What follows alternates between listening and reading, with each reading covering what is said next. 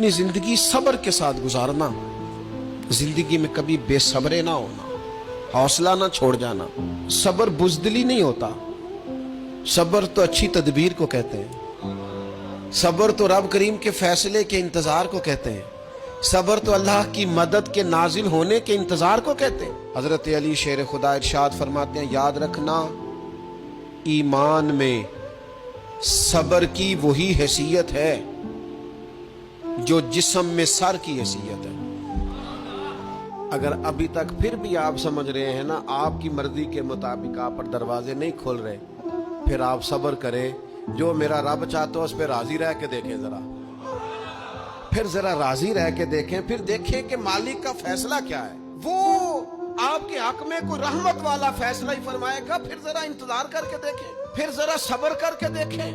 फिर वो कहता वबश्शिरी साबिरीन,